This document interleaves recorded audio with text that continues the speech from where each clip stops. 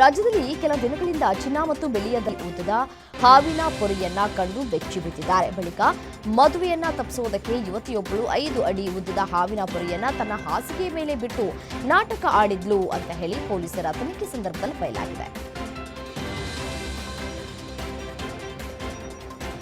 ಅಯೋಧ್ಯೆಯ ರಾಮ ಮಂದಿರದ ಮೇಲೆ ದಾಳಿ ನಡೆಸುವುದಕ್ಕೆ ಸಂಚು ರೂಪಿಸಿದ ಆರೋಪದ ಮೇಲೆ ಬಂಧನಗೊಂಡಿದ್ದ ಆರೋಪಿಯನ್ನ ಫರೀದಾಬಾದ್ ಜೈಲಿನಲ್ಲೇ ಸಹ ಕೈದಿಯೊಬ್ಬ ಕೊಲೆ ಮಾಡಿದ್ದಾನೆ. ಅಬ್ದುಲ್ ರೆಹಮಾನ್ ಕೊಲೆಯಾದ ಆರೋಪಿಯಾಗಿದ್ದು, ಜೈಲಿನಲ್ಲಿದ್ದಂತಹ ಕಾಶ್ಮೀರಿ ಯುವಕ ಅರುಣ್ ಚೌಧರಿ ಹರಿತವಾದ ವಸ್ತುವಿನಿಂದ ಹಲ್ಲೆ ನಡೆಸಿ ಹತ್ಯೆಯನ್ನು ಮಾಡಿದ್ದಾನೆ.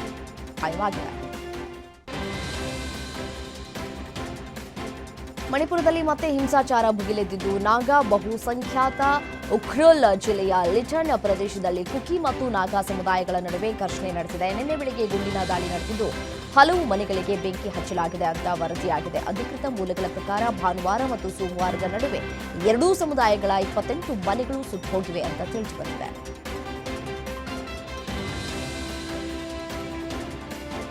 ಒಂದೇ ಕುಟುಂಬದ 5 ಆತ್ಮಹತ್ಯೆ ಮಾಡಿಕೊಂಡಿರುವಂತಹ ಘಟನೆ ಉತ್ತರ ಪ್ರದೇಶದ ಮಥುರಾದ ಕಪ್ಪರ್ಪುರ. ತಮಿಳುನಾಡು ಆರೋಗ್ಯ ಸಚಿವ ಎಂ ಸುಬ್ರಮಣಿಯನ್ ಸಾರ್ವಜನಿಕರಿಗೆ ಸಲಹೆಯನ್ನು ಕೊಟ್ಟಿದ್ದಾರೆ.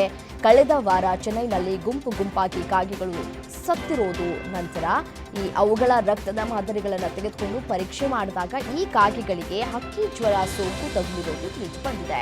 ತಮಿಳುನಾಡಿನಾದ್ಯಂತ ಹಕ್ಕಿ ಜ್ವರವನ್ನು ತಡೆಗಟ್ಟುವುದಕ್ಕೆ ಸರ್ಕಾರವು ಮುಂಜಾಗ್ರತಾ ಕ್ರಮಗಳನ್ನು ತೆಗೆದುಕೊಳ್ತಾ ಇದೆ.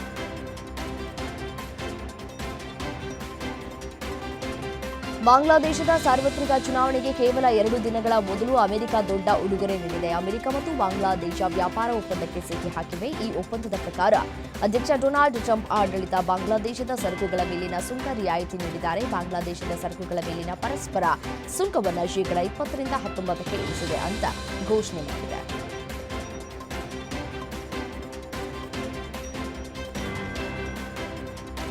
ಜಾರ್ಜಿಯಾದ ಗೈನೆಸ್ ವಿಲ್ಲೆಯಲ್ಲಿ ಜನದಟ್ಟಣೆಯ ರಸ್ತೆಯಲ್ಲಿ ಸಣ್ಣ ವಿಮಾನವೊಂದನ್ನು ತುರ್ತು ಭೂಸ್ಪರ್ಶ ಮಾಡಲಾಗಿದ್ದು, ಇದರ ಪರಿಣಾಮ ವಿಮಾನವು ಹಲವು ವಾಹನಗಳಿಗೆ ಡಿಕ್ಕಿ ಹೊಡೆದಿರುವಂತಹ ವಿಡಿಯೋ ವೈರಲ್ ಆಗಿದೆ. ಒಂದೇ ಎಂಜಿನ್ ಹೊಂದಿರುವಂತಹ ವಿಮಾನವು ಜನನಿಬಿಡ ರಸ್ತೆಯಲ್ಲಿ ಅಪಘಾತಕ್ಕೀಡಾಗಿ 3 ವಾಹನಗಳಿಗೆ ಡಿಕ್ಕಿ ಹೊಡೆದಿದೆ. ಕೆಲವರಿಗೆ ಸಣ್ಣಪುಟ್ಟ ಗಾಯಗಳಾಗಿದ್ದು, ಯಾರಿಗೂ ಗಂಭೀರವಾಗಿ ಗಾಯಗಳಾಗಿಲ್ಲ ಎನ್ನುವಂತಹ ಮಾಹಿತಿ ಲಭ್ಯವಾಗ್ತಾ ಇದೆ. ಅಮೆರಿಕ ಮತ್ತು ಇರಾನ್ ನಡುವೆ ಉದ್ವಿಗ್ನತೆ ಹೆಚ್ಚುತ್ತಾ ಇರುವಂತಹ ಸಮಯದಲ್ಲಿ Iran supreme leader Ayatollah Ali Khamenei ಅವರು 37 ವರ್ಷಗಳಲ್ಲಿ ಮೊದಲ ಬಾರಿಗೆ ವಾರ್ಷಿಕ ವಾಯುಪಡೆ ಕಮಾಂಡರ್ಗಳ ಸಭೆಗೆ ಗೈರಾಗಿದ್ದಾರೆ.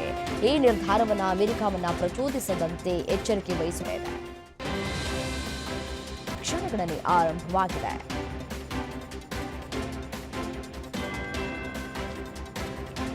ಐಸಿಸಿ ಟಿ20 ವಿಶ್ವಕಪ್ನಲ್ಲಿ ಭಾರತ ವಿರುದ್ಧದ ಪಂದ್ಯದ ಬಹಿಷ್ಕರಿಸಿರುವ ಪಾಕಿಸ್ತಾನ ತನ್ನ ನಿರ್ಧಾರದಿಂದ ಹಿಂದೆ ಸರಿದ ಬೆನ್ನಲ್ಲೇ ಪಂದ್ಯದ ವೇಳೆಯ ಜಾಹೀರಾತು ಬೆಲೆ ಗಗನಕ್ಕೇರಿದೆ.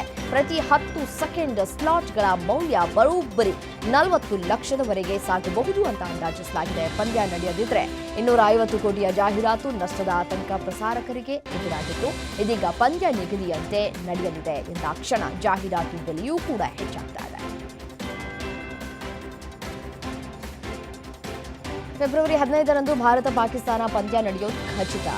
ಈ ಬೆನ್ನಲ್ಲೇ ಭಾರತದೊಂದಿಗೆ ಪಂದ್ಯ ಆಡುವುದಕ್ಕೆ ಒಪ್ಪಿಕೊಂಡಿದ್ದಕ್ಕಾಗಿ ಪಾಕ್ ಪ್ರಧಾನಿ ಶರೀಫ್ಗೆ ಶ್ರೀಲಂಕಾ ಅಧ್ಯಕ್ಷ ದಿಕ್ಸನಾಯಕೆ ಧನ್ಯವಾದವನ್ನು ತಿಳಿಸಿದ್ದಾರೆ. ಇಂದು ಪಾಕ್ ಪಂದ್ಯವನ್ನು ನಾವು ಕಾಯ್ತಾ ಇದ್ದೇವೆ. ಇದನ್ನು ಸಾಧ್ಯವಾಗಿಸಿದ್ದಕ್ಕೆ ನನ್ನ ಕಡೆಯಿಂದ ಐಸಿಸಿಗೆ ಧನ್ಯವಾದ. 1996ರ ವಿಶ್ವಕಪ್ ಭದ್ರತಾ ಕಾರಣಗಳಿಂದ ಇತರ ದೇಶಗಳು ಬರುವುದಕ್ಕೆ ಸಾಧ್ಯವಾಗದಿದ್ದಾಗ ಭಾರತ ಪಾಕಿಸ್ತಾನ ಅಂಡರ್ 19 ವಿಶ್ವಕಪ್ ಪ್ರಶಸ್ತಿಯನ್ನು ಗೆದ್ದುಕೊಂಡಿತ್ತು. ಅಂಡರ್ 19 ವಿಶ್ವಕಪ್ ಗೆಲುವಿನ ನಾಯಕ ಆಯುಷ್ ಮಹತ್ವೆ ಅವರಿಗೆ ಕ್ರಿಕೆಟ್ ದಂತಕತೆ ಸಚಿನ್ ತೆಂಡೂಲ್ಕರ್ ಅವರು ವಿಶೇಷ ಉಡುಗೊರೆಯೊಂದನ್ನು ನೀಡಿದ್ದಾರೆ. ಸಚಿನ್ ತಮ್ಮ ಟೆಸ್ಟ್ ನಲ್ಲಿ ವಾಯ್ಸ್ ಮೆಸೇಜ್ ಕಳುಹಿಸಿ ಬೆದರಿಕೆ ಹಾಕಲಾಗಿದೆ ಅಂತ ಪೊಲೀಸರು ತಿಳಿಸಿದ್ದಾರೆ. ಕೋಟ್ಯಾಂತರ ರೂಪಾಯಿಗಳನ್ನ ಬೇಡಿಕೆ ಇಡಲಾಗಿದೆ ಅಂತ ವರದಿಯಾಗಿದೆ.